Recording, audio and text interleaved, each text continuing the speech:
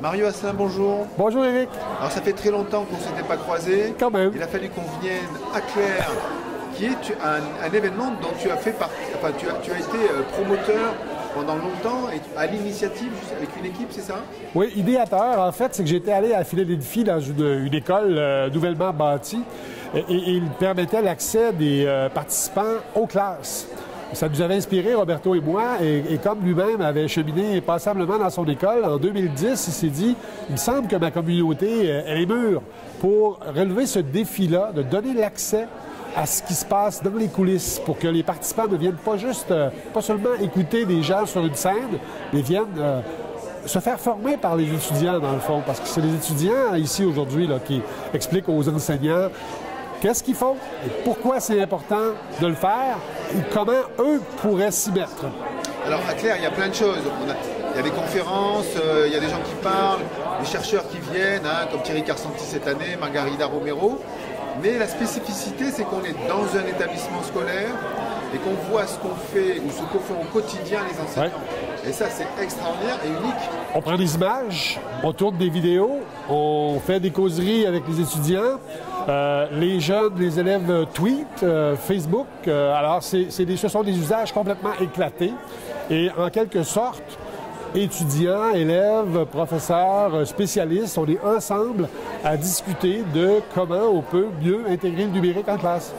Alors Roberto Gauvin, qui a été au démarrage de cet établissement et qui a fait avec toi, a commencé par le web pédagogique et ensuite ça a évolué. Par les blogs surtout. Les blogs, voilà. Ouais. Et aujourd'hui, donc je dirais, on en a discuté hier déjà, c'est que ce n'est pas l'école type au Canada. C'est une école de référence. C'est anecdotique parce qu'à ce niveau, il y a très peu de milieux qui réussissent à se mobiliser pour avoir cette qualité, ce standard d'intégration. Par contre, dans les premières années, on a eu peur de prêcher qu'à un groupe de convertis, dans le sens que c'est les mêmes personnes qui revenaient au fil du temps. Et depuis quelques années, particulièrement cette année, on a fait lever debout les gens qui sont ceux qui en sont à leur première visite. Et là, on a de nouveaux enseignants, de nouveaux cadres.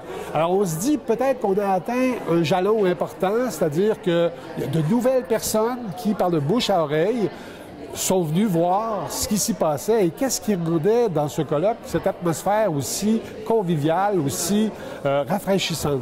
Alors, on pense que c'est une sorte de croissance importante.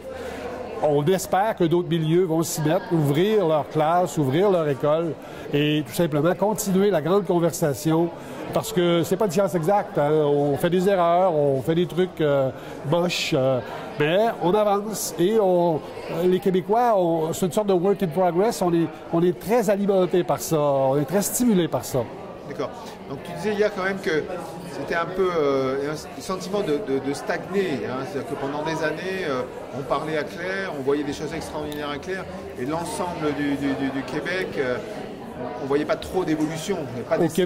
Au Québec et au Nouveau-Brunswick, on a un peu le réflexe de regarder ça et de dire, ben c'est pas pour moi.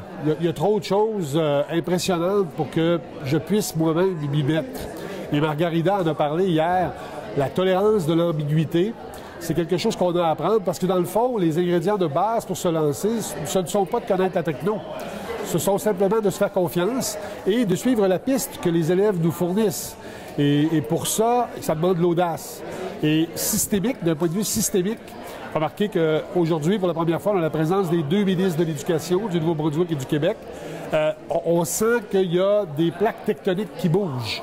Et ça, peut-être, ça va nous porter. Mais oui, on a toujours senti que ce qu'on faisait restait anecdotique. Ça nous dérangeait un peu. C'est vrai que cette année, deux signaux importants, des ministres qui viennent, un renouvellement du public. Parce que quand même, c'était de mémoire, c'est toujours les mêmes, ou du moins il y a de la communauté qui se réunit, on a envie de se rassurer quelque part. Ce n'est pas négatif en soi, parce qu'on a besoin de se voir pour continuer à partager ce qu'on fait.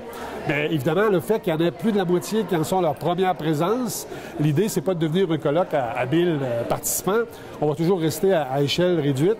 Mais le fait que ce sont, pour une fois, des gens d'ailleurs qui se sont inscrits très tôt, il y a quelques mois, ça nous dit qu'on a peut-être franchi là, un jalon essentiel.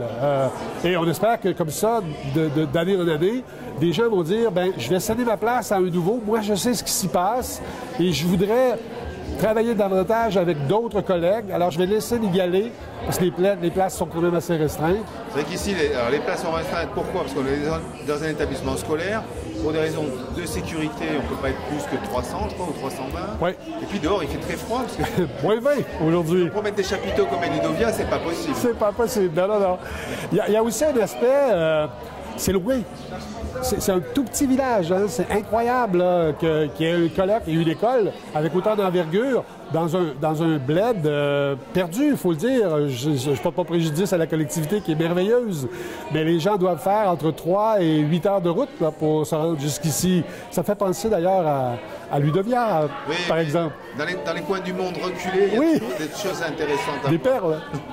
Écoute Mario, merci beaucoup. Grand plaisir de vous revoir, toi et Olivier. Prochainement, hein, dans tes autres vies, puisqu'en fait tu es sorti un peu du monde de l'éducation, hein, tu n'es plus directeur de l'Écom comme à l'époque. Je suis encore consultant à certains égards, mais je fais beaucoup de politique. Voilà. Bon courage. Au plaisir.